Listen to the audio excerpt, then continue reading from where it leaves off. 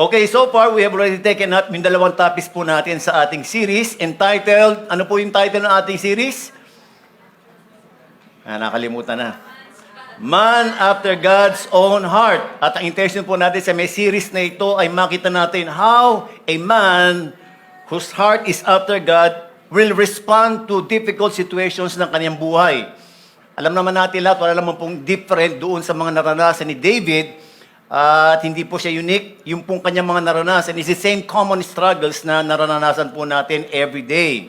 Yung una po natin tinalakay has something to do with the waiting period ni David. Alam natin lahat, Samuel anointed him to be the next king, pero bago nangyari yon, he has to undergo a process na hindi po madali at smooth. Marami po siyang dinaanan na kung saan na-test po yung kanyang pananampalataya doon sa may pangako ng ating Panginoon sa kanya. Last Sunday, binigyan po tayo ng reminder ni Pastor MJ or how a man's after God's own heart will respond to bad things in life. And we were all reminded through David that all our actions, yung lahat daw po ng ating mga responses sa life, is a reflection kung ano po yung dinidesire natin sa ating buhay.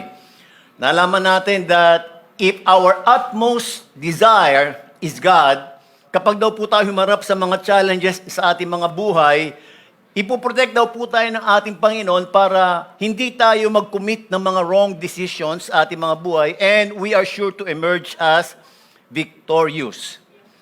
Ngayon po, pupunta tayo sa ating third topic sa ating series. But before we go to that, I would like to share to you an interesting experiment. Ito po ay experiment na kinundak po ng mga behavioral psychologists. At ang ginawa po nila, naglagay po sila ng mga wharf rats doon sa may tank of water. At inobserve daw po nila kung how long will they survive before drowning. Ayan, inobserve po nila. At ang naging average time daw po nitong mga rats na to before they get drowned ay 17 minutes. Okay. So, ang ginawa daw po nila, they repeated the experiment. Pero yung pangalawang experiment nila, before na malunod yung mga rats, kinuha po nila sa tubig. They saved them. No? Pagkatapos, ang ginawa po nila, pinatuyo sila, pagkatapos, binalik sa kanilang cage, pinakain, pinaglaro. No? Pero pagkatapos noon, they were subjected again to another drowning experiment. Now, this time, nung nilagay po yung mga rats doon sa may water tank, yung kanila pong average survival time before they drown, it took them 36 hours. Wow! Ang laki ng diferensya, di ba? 17 minutes and 36 hours. Lampas isang araw, no? Ang itinagal nila. Well, how did it happen? Alam niyo, the scientists explained that what the rats have experienced in the past, wherein they were saved, was the main reason kung bakit nag-increase yung kanilang survival time. Wala naman po silang isip na katulad natin eh. Di ba po ba? But in that little, tiny, twinny brain of them, yung nangyari sa kanila in the past, registered clearly sa kanila. No? At alam natin lahat, yung waiting period na yan, sa palagay nyo, anong klaseng experience yung kanilang naranasan doon sa 36 hours na yan? Pleasant or unpleasant? Unpleasant yan, di ba? Biro mo, walang isang buong araw kang ganun ka ng ganun, di ba? Pero alam niyo mga kapatid, ang nakita ko rito, it was not easy. Kasi alam niyo, ganito yung nangyari sa kanila. At the same time that they were looking in their past saving experience, they were expecting another future saving anytime, while they are experiencing their present trouble. So, yung pong kanilang struggle doon sa may tubig does not matter much. It doesn't matter much. What matters much is what is playing in their minds. Their minds is focused on the past saving experience, but at the same time, it is also focused on expecting another saving experience that they will have. And so, hindi po naging masyadong nagmatter yung present situation kasi yung kanilang mind is busy on focusing on those two, the past and the future. Well, yung expectation po ng future good was very much dependent on their experience in the past, and one word will describe that play of the mind, and that word is hope. Hope. Meron palang hope ang mga daga. Ha? Alam natin lahat, hope is very vital. Hindi lang sa mga daga, no? Para di sa atin. At kung meron daw po mga tao na dapat mas matindi ang kanilang pag-asa, walang iba kundi tayo yon. Amen ba yon? Sabihin mo sa katabi mo, kapatid, dapat ikaw mas mataas ang hope. Ha? Ayan. Well, I would like to use that principle na napag-aralan po natin sa ating pag-aaralan today because that was the same mindset that this man whose heart is after God had applied nung siya po ay nakapag-face ng another challenge, heartbreaking challenge sa kanyang buhay. What was the challenge? How to respond to bad leadership. Ayan, yun po yung ating tatalakayin ngayon. Manalangin po muna tayo. Maraming salamat po sa araw na ito, binigyan mo po sa amin. Dalangin namin na ikaw po yung kumilos sa amin. Bigyan mo po kami ng espiritu ng kaunawaan. At hayaan mo po na matanggap po namin yung ninanais mo na matanggap po namin sa umagang ito. Ikaw ang madakila sa aming kalagitnaan sa pangalan ni Jesus. Amen. Bad leadership. When we talk of leadership, alam natin na these are the people who have authority over us. Amen po ba yun? Now, alam natin lahat, all throughout our life, we are always under someone who is in authority over us. Tama po ba? Umpisa sa family. Paglabas mo sa family, sa school, sino yung authority sa school? Yung teachers, no? Sino yung authority doon sa labas ng kalye? Yung government authorities natin. Pagdating natin sa church, sino yung authority doon? Of course, yung mga pastors and leaders. Sa family, yung ating pong tatay at nanay. Siguro tanong natin, who has authority over your life right now? Ha? Combination ba po ng lahat na yon? Now, second question, what kind of authority are they? Are they bad? Or are they good? Alam niyo po ba, nung nag-aral po kami ng counseling class, lalo kong napagtanto na authority figures plays an important part in our life. No? They can either build or break us. And you know, the effect of their actions in our lives is so severe that it can come to the point that we will be paralyzed physically and emotionally kapag hindi daw po naging tama ang response natin sa kanila. No? Ako po, isa ako sa mga parang masasabi ko na na-experience ko po yun. No? Hindi po naging maganda yung aking experience sa aking tatay. And because of that, mga kapatid, yung pong aking mga ugali, nung ako'y lumaki na, hindi ko maintindihan. No? Marami akong mga bagay na parang sobrang nag-adjust ako as a person. Sobrang nahirapan ako. Because supposed to be ang ideal setting, ang leader of authority sa ating mga buhay, ang dapat ginagawa daw po nila is to look after our welfare. Tama po ba? Sa kanila din daw po natin dapat nakukuha yung genuine care, concern, love, and understanding. Na lahat po ng kanilang gagawin will be for our good. That is the ideal setting ng authority figure sa atin. Magmula sa ating pamilya, sa school, sa workplace, government, and of course, the church. Unfortunately, hindi daw po ito nangyayari. Sa family na lang. Alam natin lahat, kaya marami po mga delinquent children. They were saying that they were victims of bad leadership, bad authority figures sa kanilang pamilya, kaya nagkaloko-loko daw po yung buhay nila. Now, si David po, sa ating pag-aaralan, in one account of his life, nagkaroon din po siya ng experience of bad leadership treatment. At nabigyan na po tayo ng background sa ating mga nakaraang mga pag-aaral kung paano nag-umpisa po yung buhay ni David. No? Alam natin lahat, how from a shepherd boy, napili po siya na to be the next king of Israel. At ang reigning king during that time, walang iba kundi si Saul. Si Saul po mga kapatid, nag-start naman siya right eh. He started off right, si Saul po. At sabi nga, hindi nga niya gusto maging hari eh. No? Pero, nag-umpisa mabago po yung buhay niya nung pumasok si David sa kanyang buhay. No? Ano po yung nangyari? Ang first encounter po nila ay nung kinausap si ni David, 17 years old si David, payat na payat, at walang experience sa giyera. At sinabi niya, ako po yung haharap kay Goliath. Ang sabi niya, let no one lose heart on account of this Philistine, your servant will go and fight him. Kasi po, 40 days na dinuduro-duro sila ni Goliath, yung lahat ng army ng Israel doon, 40 days, sinong lalaban sa akin? Sige, punta kayo dito. Pag ako natalo nyo, magpapasubject kami sa inyo. Ganon si Goliath. Wala pong nagtangka kasi lahat po sila kasama si Saul, takot na takot kay Goliath. Pero here comes no, a 70-year-old na payatot no, at nagsabi, let no one lose heart on account of this Philistine. Your servant will go and fight him. Wow. Fast forward, napatay po niya si Goliath.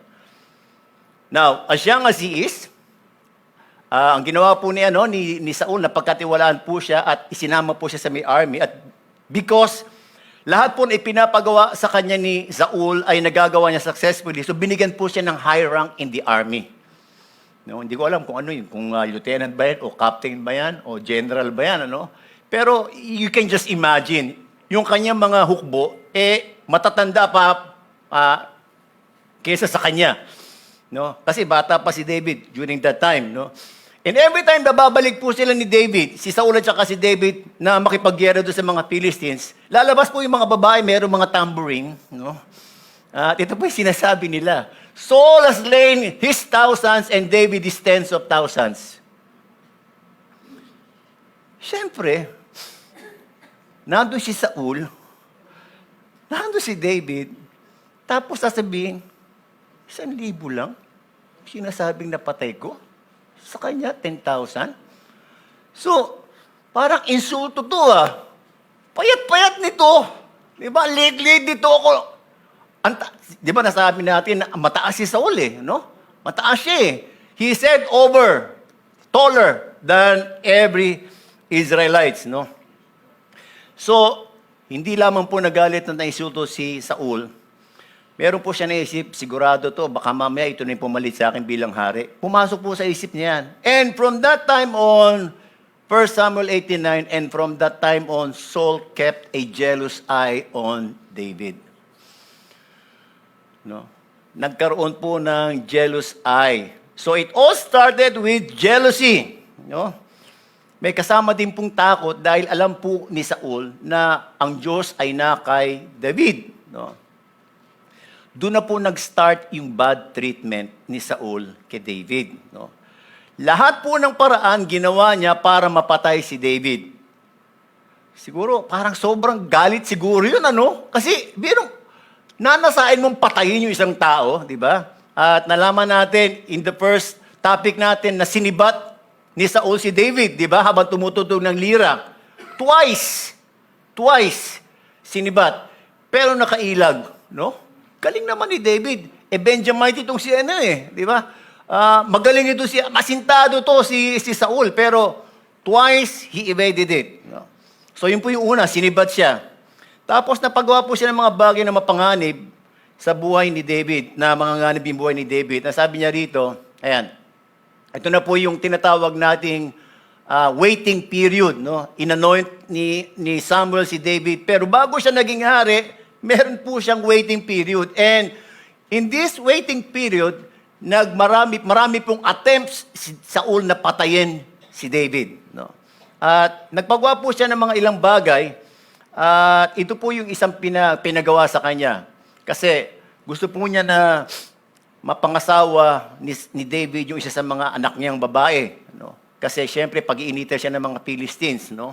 So, biro mo, pati yun, naiisip niya, no? Tapos ang sabi niya, ayaw kasi ni David pero si Michal, nagkagusto sa kanya. So, sinabi niya, sige, para nahihiya naman si David kasi parang ano ba ako para maging biyanan ko yung hari, di ba? So, ang sabi sa kanya, o sige, ganito, the king wants no other prize for the bride, that is Michal, than 100 Philistines foreskins to take revenge on his enemies.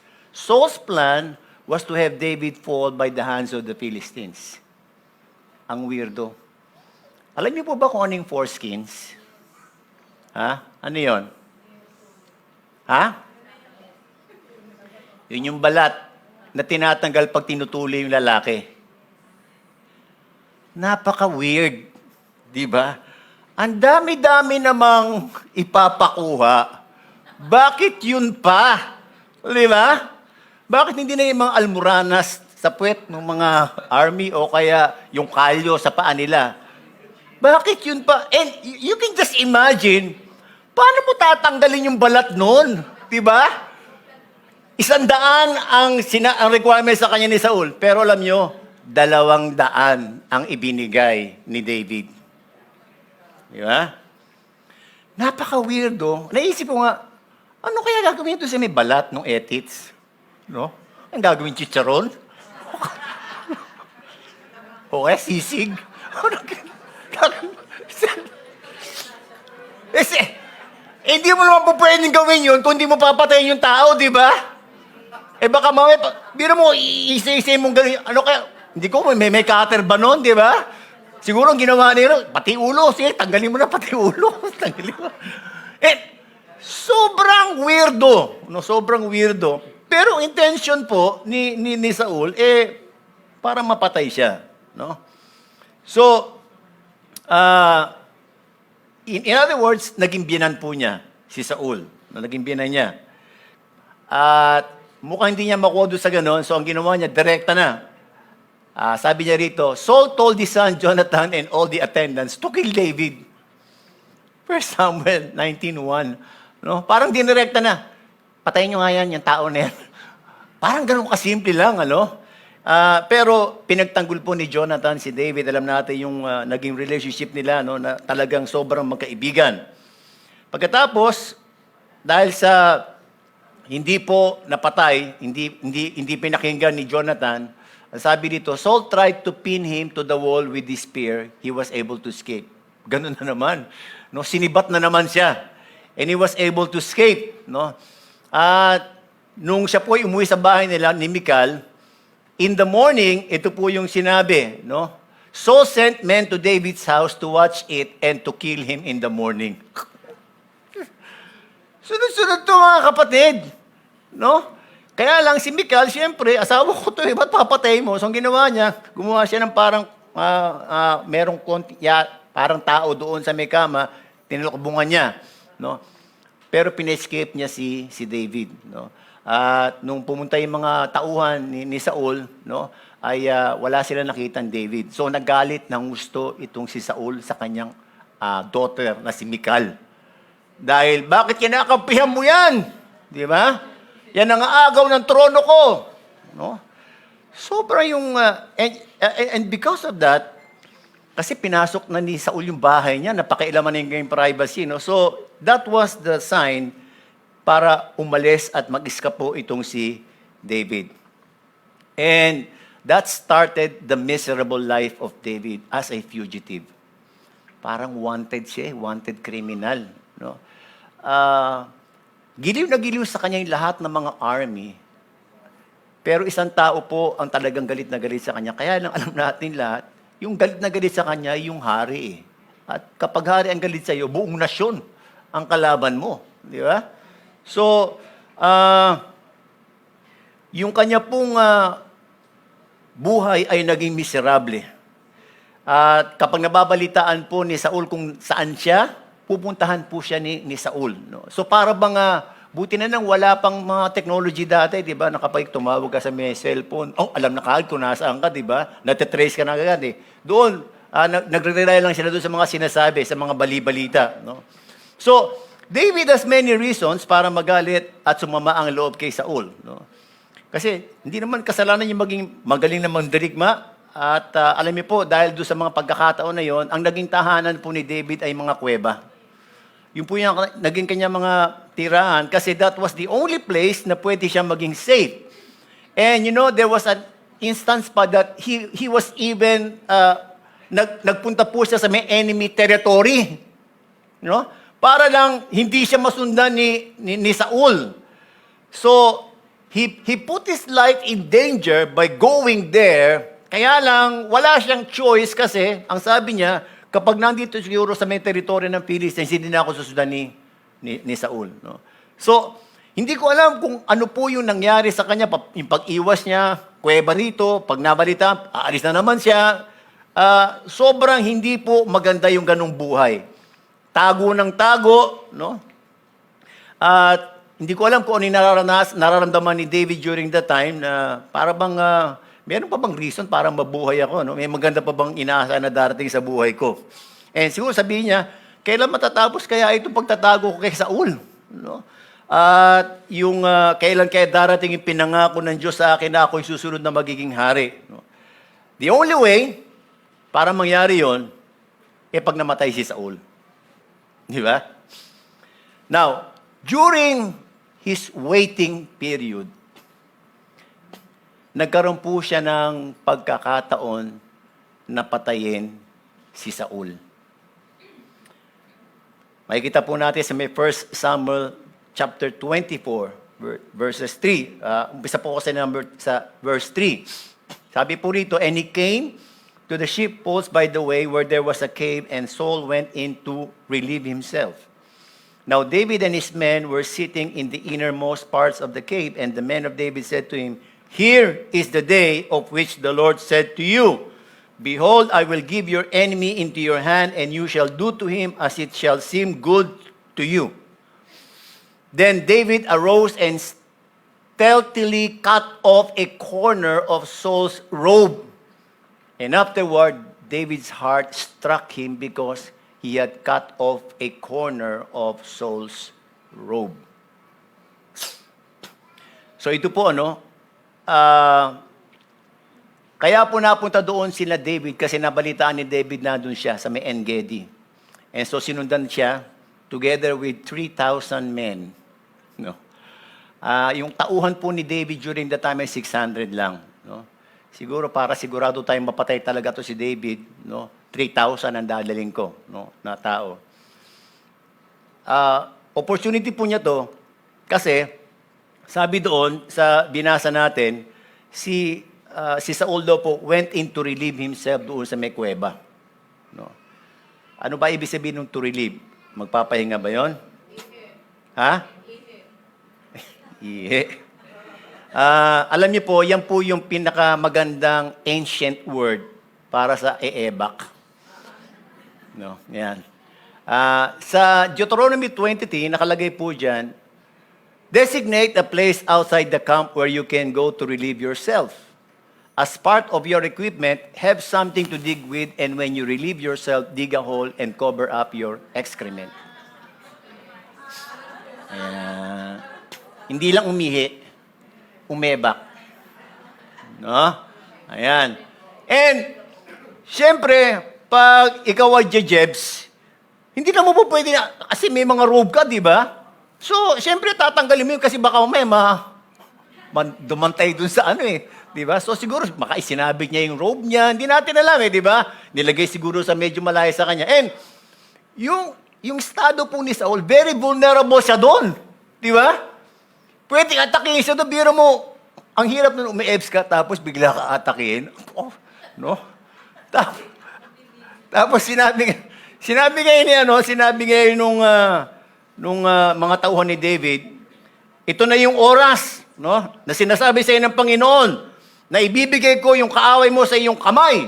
No? Sinabi sa kanya. No? At nung una po ay parang siguro nabigla itong si David, no? At ang ginawa po niya, he cut specifically, the more specific, in the original translation, ang nakalagay doon, he cut off a piece of the hem of Saul's robe. No? Ano po yung hem na yan? Yung hem na yan ay nando sa may dulo ng robe. Ito po yung ang tawag dito, yung bleeding woman. kung mahipo ko lamang yung hem, ito yan, sa dulo ng robe, no? Ayan. Yan po yung ano, no? Kasi nakalagay doon, and the heart of David was struck because pinutol niya yung hem ng robe. Bakit? Kasi po ang hem pala of garments were essentially status symbols worn by rulers as an indication of their royalty and legal authority. So symbol pala yun ng authority and power. Ayan, in the ancient world, authority and power po yan. Not only that, yun daw pong hem of ruler's garment was considered to be an extension of one's royal essence. So pag meron ka nung ganon, ibig sabihin nun, magpapatuloy yung lahi mo, yung kingship mo sa next generation mo. Pinutol ni David. Alam mo, nagkaroon po ng instance na ganyan, nung nagkasala po si Saul kay Samuel, sa ating Panginoon, nung sinabihan siya ni Samuel, at ang sinabi ni Saul noon, patawarin mo na ako, sabi mo sa Panginoon mo na patawarin ako. Hindi, aalis na ako, iiwanan na kita. No? Huwag mo akong iwan, sabi ni Saul kay Samuel. At ang ginawa niya, hinila niya yung robe ni Samuel, napunit. Napunit yung robe. At ang sinabi po sa kanya, nung napunit po yon, sinabi po ni Samuel kay Saul, the Lord has torn the kingdom of Israel from you today. No?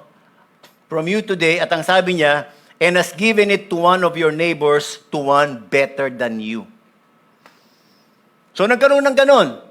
At parang symbolism yun, sinabi ni Samuel sa kanya, symbolism yan, that the kingdom has been torn sa iyo at may papalit na sa iyo. Better than you. Better than you. So, nag-register kay Saul yun. At alam mo siguro, hindi pa niya alam eh. Hindi pa niya alam na pinutol yung hem ng robe niya. No? And so, ano po yung nangyari, mga kapatid?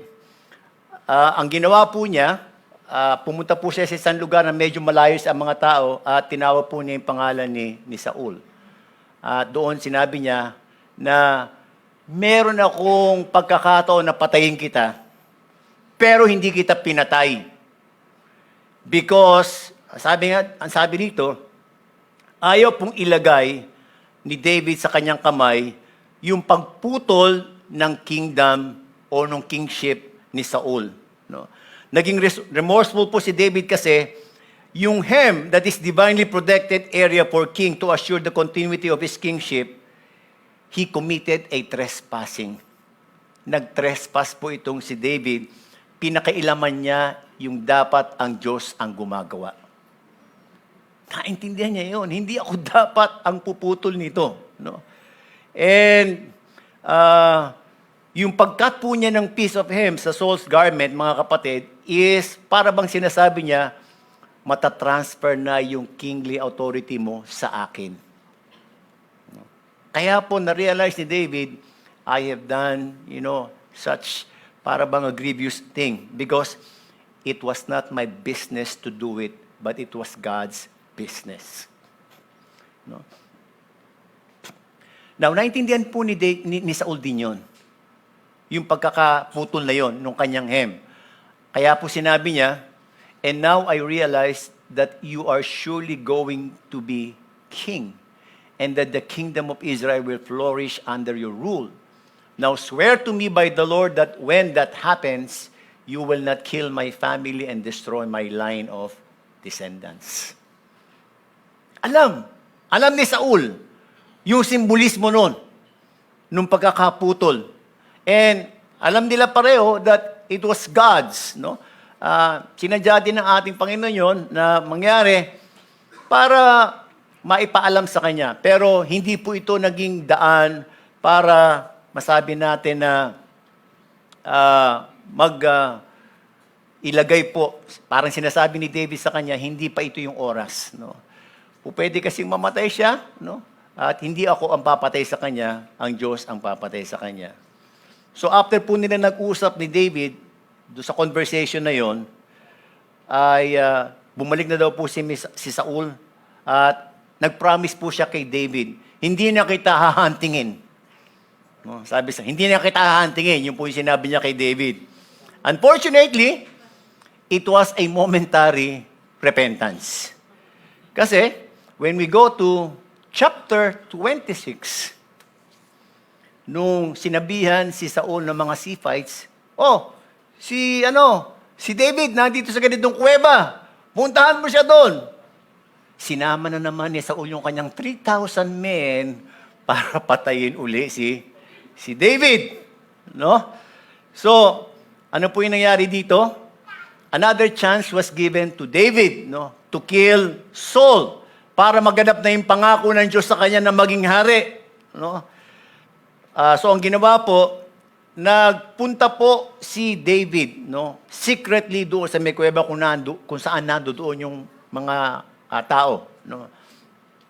At nakita po niya kung nasaan si Saul. No? At lahat daw po sila ay natutulog. No? Pagkatapos nung bumalik po siya doon sa may kampo niya, at ang sabi niya, who will volunteer to go in there with me? Tinanong po ni David si Ahimelech at saka si Abishai. No? Ang sabi po ni Abishai sa kanya, I will go with you.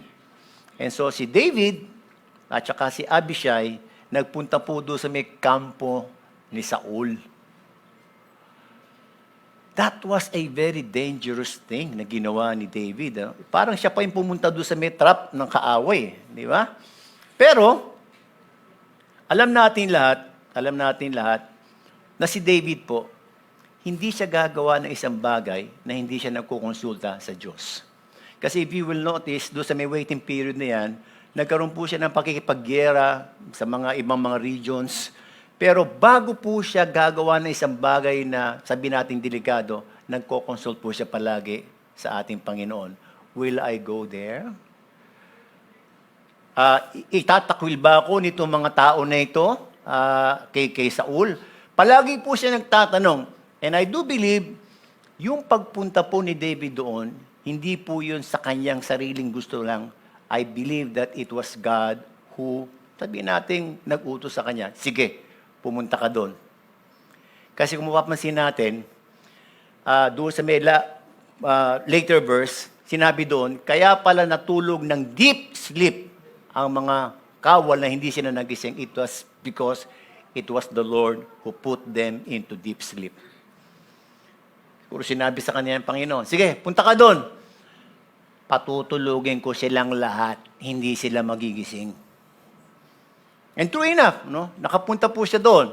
At nakita po nila na yung spear ni Saul nandun sa may ulo na niya, nakatusok. Pati yung water jug, no? Hindi ko alam kung yung tatak ng water jug niya. Ano ba yung usong water jug ngayon? Aqua Plus, no? Hindi ko alam kung Aqua Plus yun no? Coleman, no? Baka Coleman. Okay. Sabi rito, ito na naman, sinabi na naman ni Abishai, today God has delivered your enemy into your hands. Now let me pin him to the ground with one thrust of my spear. I won't strike him twice. Parang isang tuso ko lang yan, patayan. Hindi ko alam kung siya titirahin, baka sa ulo, no? Pero ang sabi ni David sa kanya, don't destroy him. Who can lay a hand on the Lord's anointed and be guiltless? As surely as the Lord lives, he said, the Lord himself will strike him. Either this time will come and he will die, or he will go into battle and perish. In verse 11, alagay diyan, but the Lord forbid that I should lay a hand on the Lord's anointed. Now get the spear and water jug that are near his head, and let's go. Una, yung hem, no? Sabi ko nga, si Saul nagpaputol ng mga foreskin no? Ba't ang dami-dami ng puputulin, bakit yung hem pa, no? No? Tapos ito naman, wala siyang pinutol. Kinuha lang yung spear tsaka yung water jug. Siguro maganda yung Coleman no? Maganda siguro yung kulay, no? Kulay dilaw siguro kaya kinuha niya, no? Alam natin lahat, no, na si David, no, alam po niya that even from the beginning, the Lord was involved in this waiting period. Alam din niya that it was God who was involved in anointing Saul as king. And sa lahat po na nangyari sa kanya, maganda man o pangit, recognize ni David that the hand of God was behind all of those things. Alam niya. So, pag mayroong mga pangit na nangyayari sa kanya, ang tinitignan niya palagi, yung kamay ng Panginoon. Nung sinibat po siya, no, pwedeng mag-concentrate, sinibat ako eh. Pero, ang ano ni David sa kanya, ang sinasabi niya, kaya hindi niya ako tinamaan is because the Lord had protected me. No? Iba mga tao, sabi, sinibat ako eh. No? Pero siya, niligtas ako ng Lord sa pagsibat niya sa akin. So, pangit yung nangyari sa kanya, sinibat siya, pero ang nakikita niya, the hand of God always, the saving power of God, the deliverance of God to him in all of those things na nangyari sa kanya, pwede nga na mamatay na siya eh. Kaya lang, nakita niya, doon sa mga pangit na pangyayari sa buhay niya na pwede siyang mamatay, alam niya, the hand of God was there, always saving and protecting him. It was so easy for David to leave everything, to leave it up to God. No? Kung ano po yung gagawin niya kay Saul. Kasi alam niya na hindi mahirap para sa ating Panginoon ang patayin si Saul. Dali-daling patayin, ano? Now, ano po ba yung naging simbolo naman ng spear at saka ng water jug? Well, spear is a symbol of authority and symbol of death, while the water jug is a symbol of life. And in getting these items, instead of the life of Saul, David had proven to Saul na nung sila po mag-usap uli sila, that he had the opportunity to kill Saul, but he did not because he respected God and the one whom God has anointed as king. At ito po yung last words ni David eh. Sabi niya rito, the Lord gives His own reward for being loyal, and I refuse to kill you even when the Lord placed you in my power, for you are the Lord's anointed one. Now may the Lord value my life even as I have valued yours today. May He rescue you from all my troubles. You will notice I put there the three phases of life. The Lord gives His own reward for doing good and for being loyal. David has experienced that in the past. That God has been, God has rewarded him. No? Sa lahat ng mga ginawa niya mabuti. Kung si Saul, ang nakikita niya, puro pangit kay David, sa ating Panginoon, alam niya, hindi nawawaglit sa mata ng Diyos yung lahat ng ginawa kong maganda. And He rewards those who are doing good and are loyal to Him. And parang sinasabi ni David, I have experienced that. I have a journal of all of those things na ginawa ng Panginoon sa akin. At sabi dito, and I refuse to kill you even when the Lord's placed you in my power, for you are the Lord's anointed one. That was the present. Pwedeng patayin niya present. Now, may sinabi siya, now may the Lord value my life even as I have valued yours today. May He rescue me from all my troubles. That's a declaration that nung siya'y niligtas ng ating Panginoon before, ililigtas din siya ng ating Panginoon from all the troubles in the future. Now with this, mga kapatid, I want to go back doon sa principle na nakuha natin doon sa mga daga kanina. No? It is an experiment to point out a kind of mindset that David had as a man whose heart is after God. No? Alam natin lahat, mga kapatid, na meron pong waiting period si David. How many years did David wait? 15 years. At alam niyo mga kapatid, hindi po madaling maghintay taon-taon, tapos gano'n yung nararanasan mo, papatayin ka, hindi mo alam kung kailan ka mabubuhay. Hindi po gano'n kadali ang magtiwala sa Diyos na ikaw ay, tutuparin mo yung pangako mo sa akin in the future, year after year. And alam nyo, I do believe, hindi ko alam kung dumating sa may punto ng buhay ni David na para bang, ayoko na, give up na ako. Di ba? Pwede po mangyari yun na mag-give up itong si David. So the waiting period was long, full of disappointments. It was very fearful, difficult, no?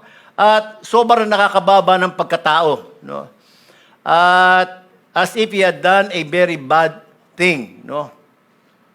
Yung pong tao na nasa authority na dapat mangalaga sa kanya, mag-concern sa kanya, was the same person who did the worst that broke his heart. Sobra pong tundi, no? Sobra pong tindi yung pagkakadating po nito kay David. At ang daming possibilities po na mag-give up itong si David, no? At alam natin lahat, hindi po nagkaroon ng tinatawag nating panlulumo, sabihin natin, hindi po nag-give up. He was, David survived the 15 years. Why? Because David knew very well how to look rightly in his past. And it's the one thing that enabled him to see his present situation with the eyes of hope in God's promise. His hope in the future was very much founded in his past. No? Si David po, he knows how to remember things in the past. He knows also how to forget things done in the past. Dapat daw po, kinakailangan pala, yung tamang pagtingin pala sa past natin, meron tayong dalawang dapat gawin. We need to remember and we need to forget our past. Ano po itong sinasabi nating remember? What do we need to remember and to forget in the past? Number one, we need to remember always the good deeds of God. But we need to forget the bad deeds of men, especially the negative emotions attached with it.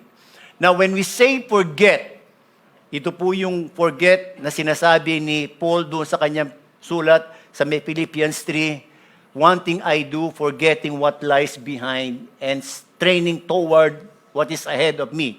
Ang ibig sabihin po nung forgetting dito is not erasing the bad deeds na ginawa sa atin from our memory kasi hindi po mangyayari yon.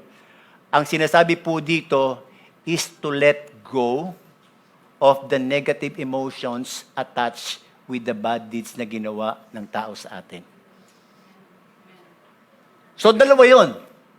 You need to remember the good deeds of God and you need to let go the bad deeds of men. That's how we need to look at our past, no? Ganun po yung ginawa nitong si David.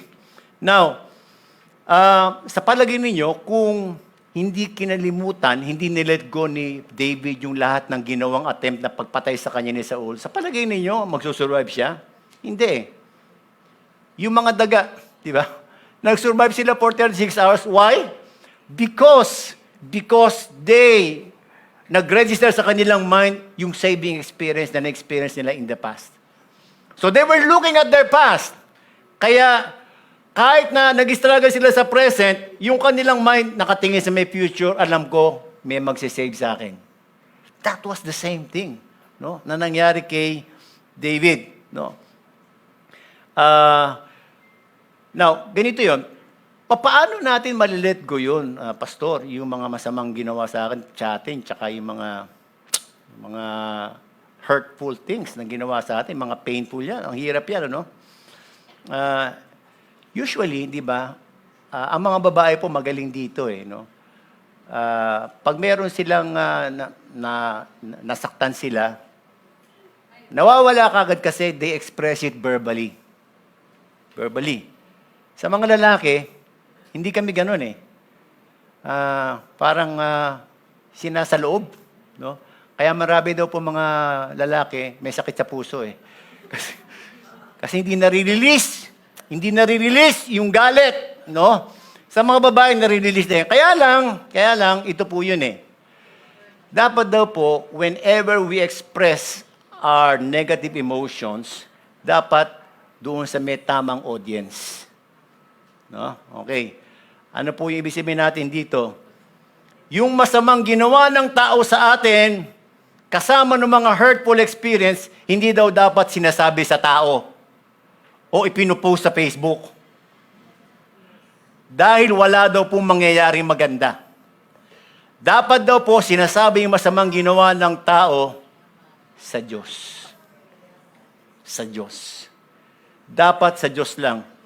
Ang tawag po natin dito, ganito po ginagawa ni David, ang tawag po natin dyan, imprecatory prayer.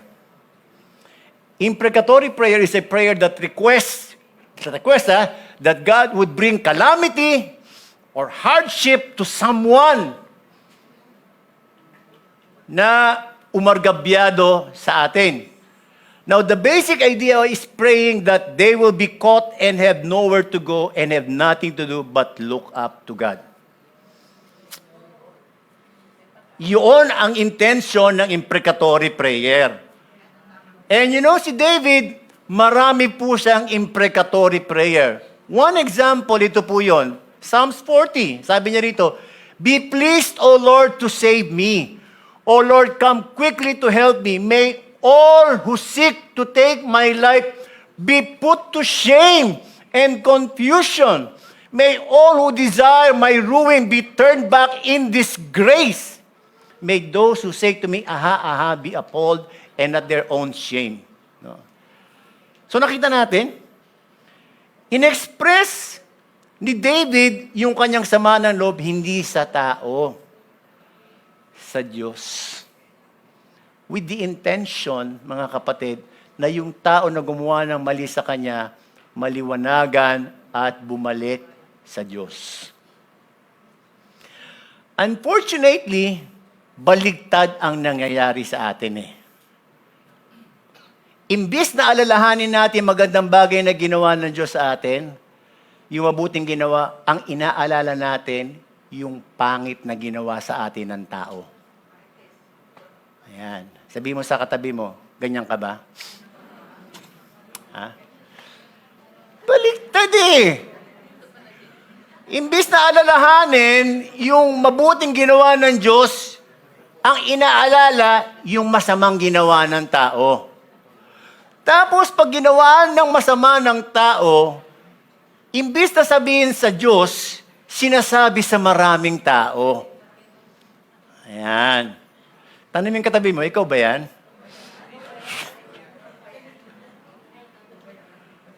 Well, wag na tayo magsantu-santuhan dito, no? Lahat po tayo guilty dyan. Amen ba yan? Kasama po ako dyan. Lahat po tayo guilty dyan. No? We missed. No? We failed to do the right thing. And you know, mga kapatid, ito po yung dapat na response ng isang tao whose heart is after God kapag nakaranas ng mga treatment ng bad leadership. No? Pupunta tayo doon sa past. Alam niyo po, si David, nung pong makipaglaban siya kay Goliath,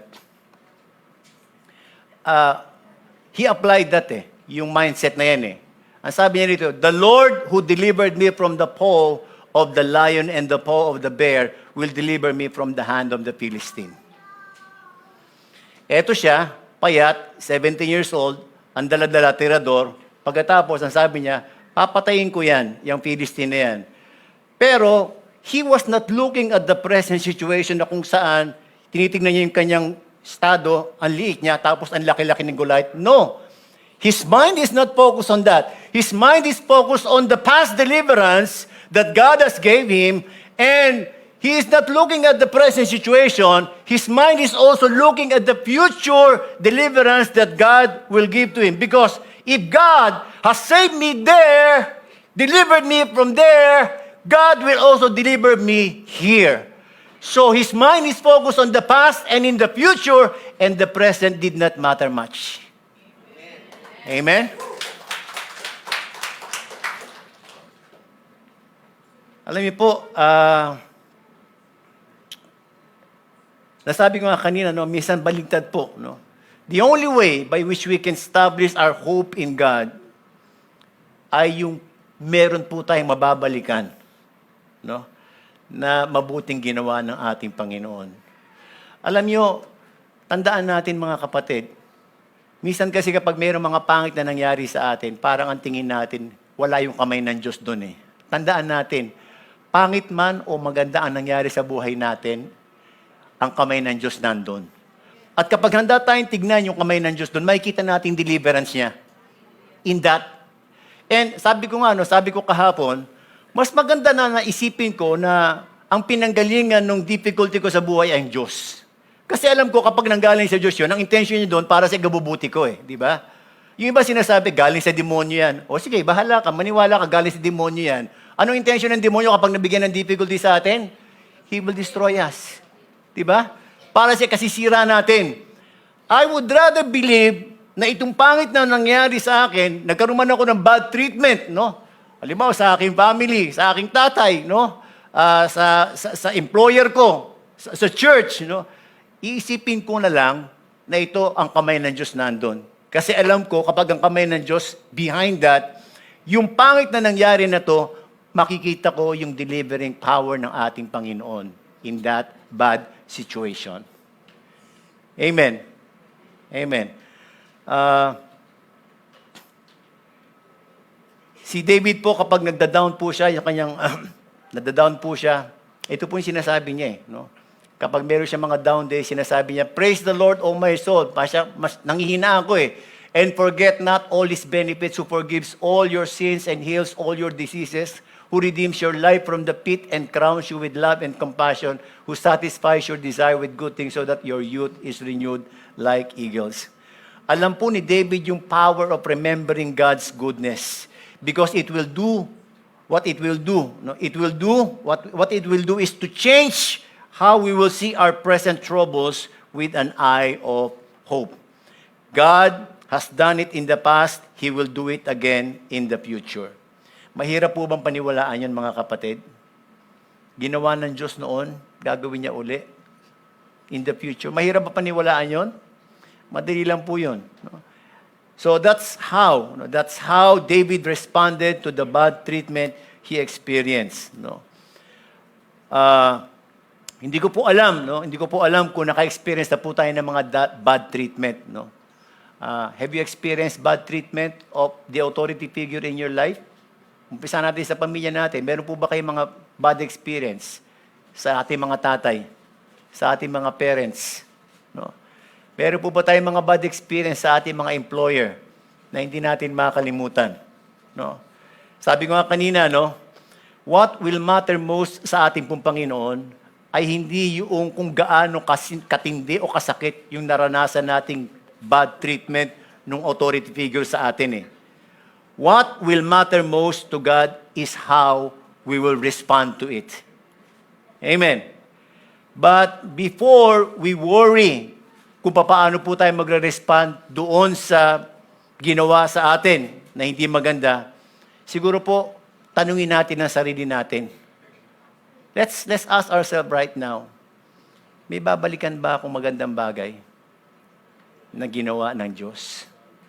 Do I have a journal, katulad ni David, sa lahat ng mga mabubuting ginawa ng ating Panginoon, na kapag dumating ako doon sa may punto na I was treated badly, no, by an authority figure, meron ba akong babalikan na magandang bagay para na sa ganon, yun ang gagamitin ko para magkaroon ako ng eyes of hope at hindi ako masento doon sa may bad treatment, but I will be focusing on the deliverance that God will give to me in the future. My eyes will be there because God has done it in the past.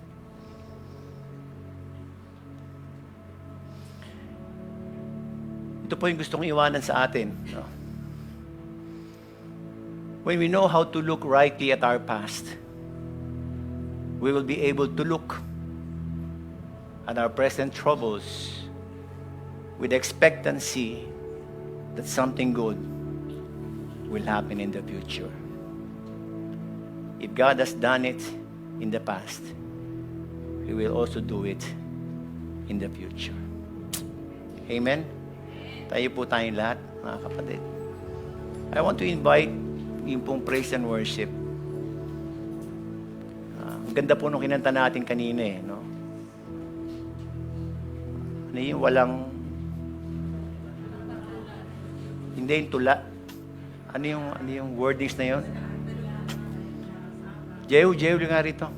Jehu. Bilisan nyo naman, tagal eh. Bilis-bilis lang, oh. Bilis-bilis lang. Ano yung, hindi yung tula. Yung, ano yung words? Ano yan? Kulang. Okay. Kulang ang lahat ng tula. Kulang maging mga salita. Sunod. Upang ihayag ang kabutihan. Mga kapatid, kung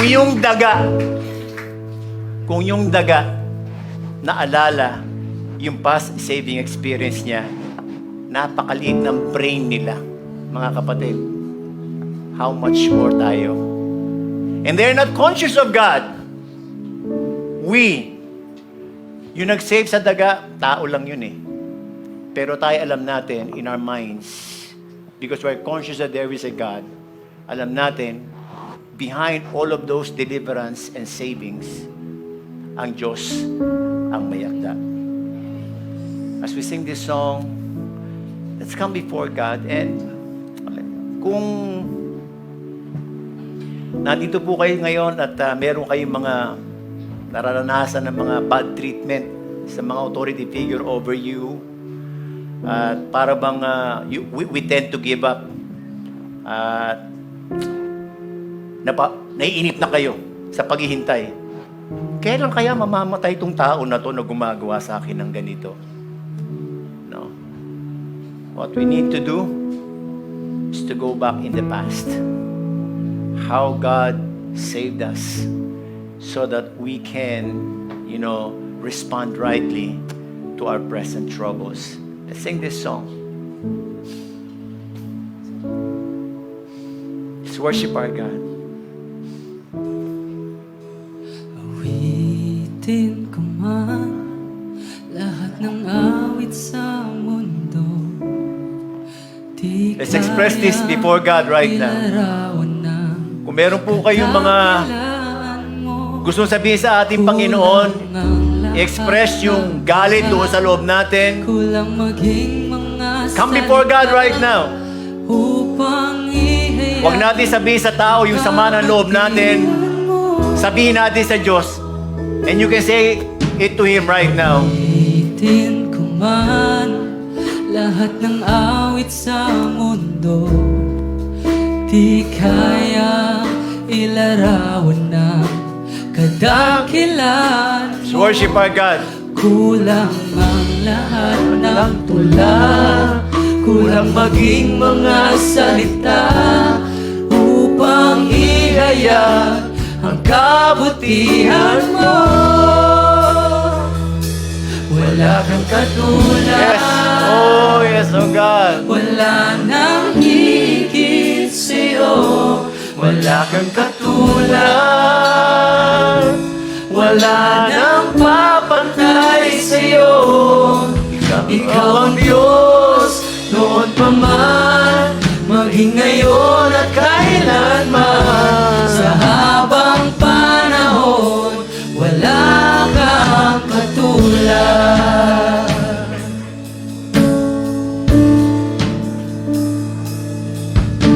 Awitin ko man lahat ng awit sa mundo, di kayang ilarawan ng kadakilan mo. Kulang ang lahat ng tula, kulang maging mga salita upang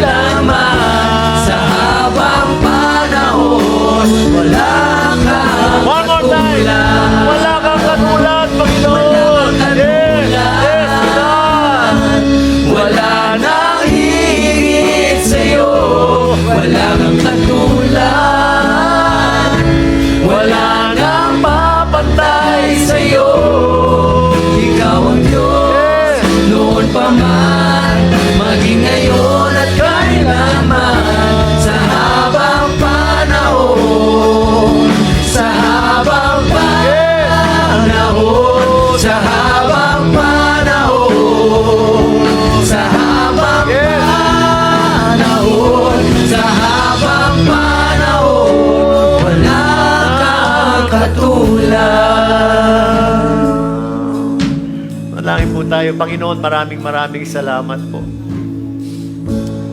Lord, kung babalikan po namin yung aming mga buhay ng mga nakaraan, minsan po natatanda namin puro yung mga pangit eh. Ang natatandaan po namin yung mga masasakit na nangyari sa amin.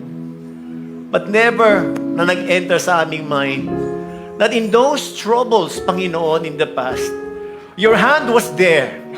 Your hand was there, Panginoon, para ipakita sa amin na you are involved, Panginoon, even in those trying times of our lives. Panginoon, patawad kung hindi po namin nakita yung kamay mo, yung saving power mo during those times. Kaya naman, Panginoon, minsan, hirap kami na alalahanin yung mga mabubuting bagay na ginawa mo po sa amin. Pagbabalik kami, Panginoon, sa past, wala po kaming matandaan na mabuting bagay na ginawa mo. Ang natatandaan po namin palaging masasama. Panginoon, patawad po. Riniling po namin, Panginoon, na maging maayos po yung aming kaisipan. Hayaan mo po na hindi lamang po ito maging narinig namin na lesson, Panginoon. But Lord, allow us to apply this. Lord, magmula ngayon, Panginoon, Lord, we will have a journal, Panginoon, nung lahat ng mabubuti, kahit yung mga malilit na bagay na ginawa mabuti sa amin, Lord, we will have a journal, Panginoon. Para na siguro pag dumating po kayo sa mga trying times, Panginoon, meron po kaming babalikan na magpapatibay nung aming pananampalataya, magpapatibay nung aming pag-asa sa iyo, Panginoon, at hindi kami maapektuhan ng mga present troubles na nararanasan po namin. Panginoon, turuan mo rin po kami na maging maingat sa aming mga sasabihan. Lord, kung meron po kaming mga sama ng loob, turuan mo po kami na sabihin sa iyo, Panginoon. Sabihin sa iyo, Panginoon. Sapagkat sinabi mo po, Panginoon, that we need to love and pray for those people, Panginoon, na gumagawa ng hindi maganda sa amin. But we all know, Lord, that it's not up to us. Kung sila po ay magkakaroon ng problema sa kanilang mga buhay, yung mga gumawa po sa amin na hindi maganda. Because it's also up to you, Panginoon, pa rin, kung ano po yung gagawin mo sa kanila. And Lord, from that truth, Panginoon, we leave it up to you, Panginoon. Yes, Lord, we will only come to you to express yung sama ng loob po namin upang na sa ganon, matulungan po kami ma-let go yung mga sama ng loob. But Lord, we will always leave it up to you, Panginoon, kung ano man po yung nais mong gawin sa kanila at sa amin. Panginoon, sa umaga po ito, lalabas po kami na mayroong panibagong pananaw doon po sa mga bagay na mararanasan namin na alam namin makapagbibigay ng sakit sa amin. At Panginoon, tulungan mo po kami that as we apply this in our life, matulungan din po namin yung ibang mga tao na nagkakaroon ng struggle in this area. Salamat po, Panginoon, sa iyo po namin ibinabalik ang kalwalitian sa pangalan ni Jesus. Amen. Amen. Amen.